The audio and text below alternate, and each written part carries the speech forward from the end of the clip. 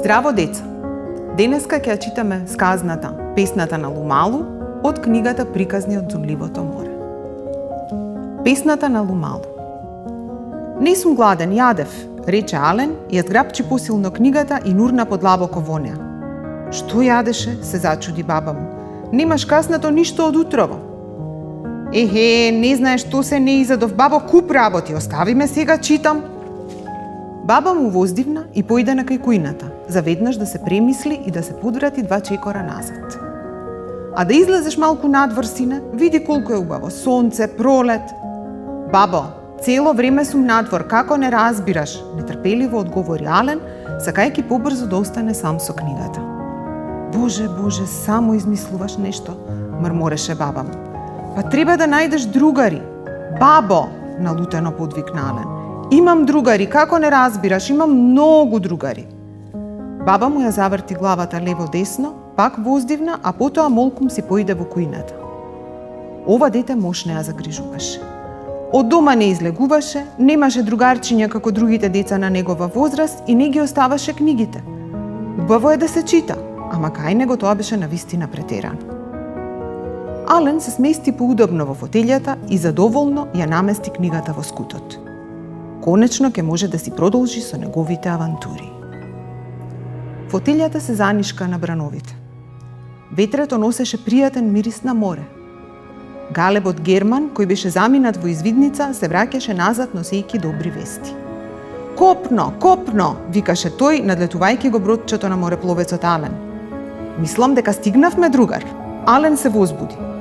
Да, навистина. Одамна копнееше да се врати во Тутула Калуа, но едноставно имаше премногу други места што мораше да ги посети. А потоа следуваше долгото враќање, кога исто така не можеше, а попатно да не застане на неколку малечки островчиња.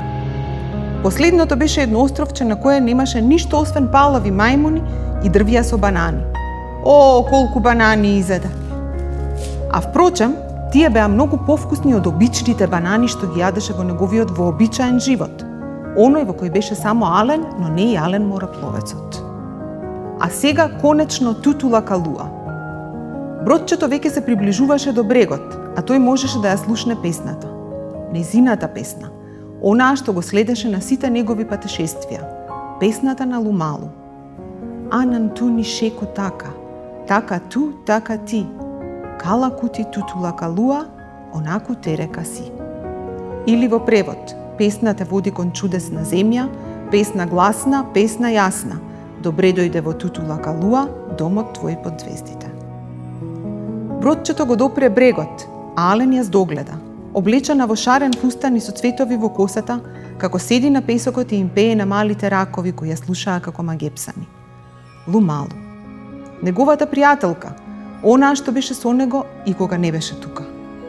Ја гледаше насоне, си прикажуваа, си шепотеа, си броеа звезди и звезди пагелки. Некогаш се смееа, а некогаш и плачеа заедно. И му пееше, постојано му пееше. Тој ги научи напамет сите песни на Тутула Калуа, што Лумалу ги беше научила од мајка си, таа од својата мајка и така натаму. Песните на Тутула Калуа се пренесуваа од колено на колено и немаше дете кое не ги знаеше. Сега ги знаеше и Ален, иако мораше да признае, Лумалу ги пееше најубаво од сите.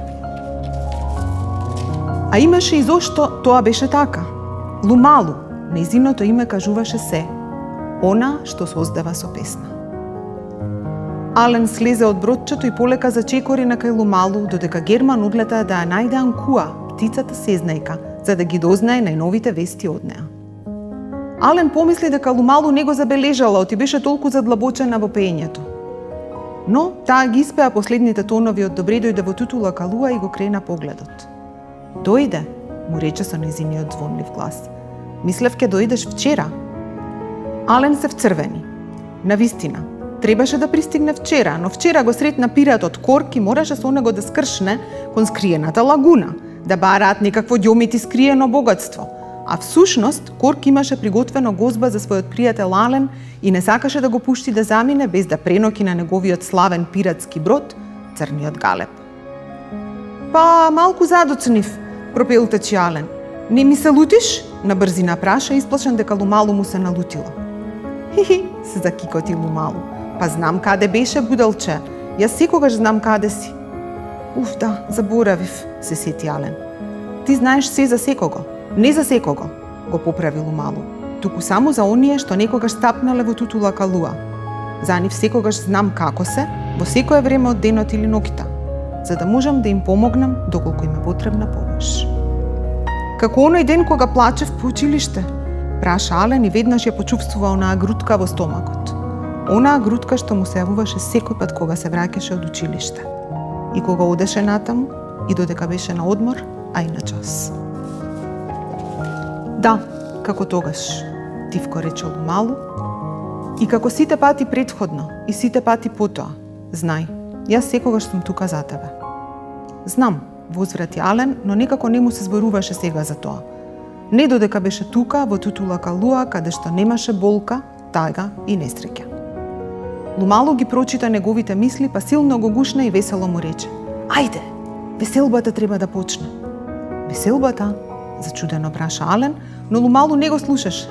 Таа му стави еден цвет во косата и го повлече за раката, на кај шумата, во чие средиште беше нејзиниот дом, селото Татук. Кога влегоа во селото, веселбата веќе беше почната. На малиот селски плоштад гореше голем оган, а околу него танцуваа жителите на Татук. Кога ги видоа Ален и Лумалу, весело ги поздравија. Ете го гостинот на принцезата, славниот морепловец, едно детуле му шепотеше на своето другарче. Ау, второто детуле гледаше во Ален со восхит. Лумалу го седна Ален на најубавото место веднаш до неа. Ги гледаа танчерите околу огнот, си прикажуваа и се смееја. Потоа дојде време за вечера. Ален ги обожаваше вкусните овошки што беа главно јадење на жителите на Тутула Калуа. Секое овошје беше непознато за него, барем првиот пат кога дојде таму. И имаше посебен и сосема необичен вкус. Сега веќе ги научи нивните имиња и нивните вкусови. Аку, тенуку, хура, икмани, порту, шуни. Можеше да јаде без престан, а сепак се воздржуваше затоа што требаше да има и за другите.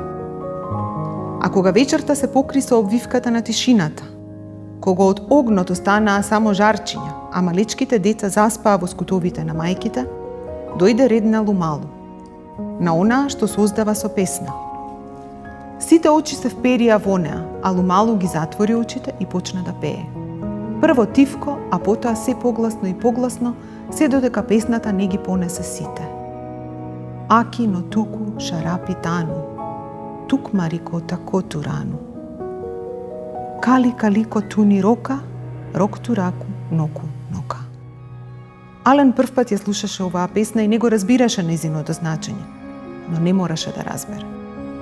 Доволно беше она што го гледаше околу себе. Селото исчезна во некаква чудна магличава обвивка, а околу него почнаа да експлодираат гејзири во илјадници бои. Лебдеше во простор направен само од бои, а само мигови подоцна боите да почнат да добиваат и форми. Секакви форми, чудни животни, дотогаш невидени растенија, овошја, птици, инсекти. Лумалу создаваше нови светови. Светови во кои ќе патува Ален и децата како него.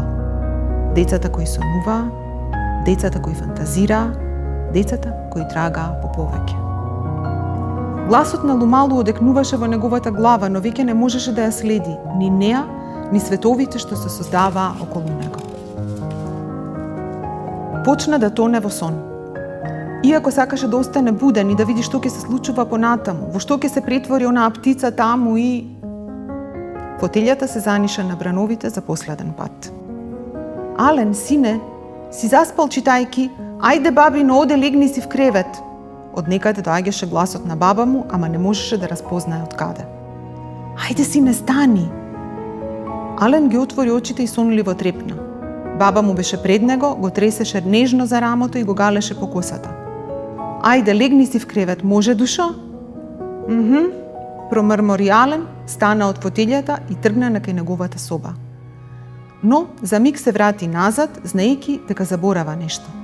Ја грабна книгата што ја беше оставил на фотелјата, ја стави подмишка и измаршира на кај креветот. Мора да ја стави до перницата, за да може побрзо да се врати назад. Назад кај Лумалу, назад во Тутула Калуа. Читањето е исто што и сонување и патување. Драги деца, Каде сакате вие да отпатувате? Која е вашата омилена книга и во кој свет сакате да се најдете?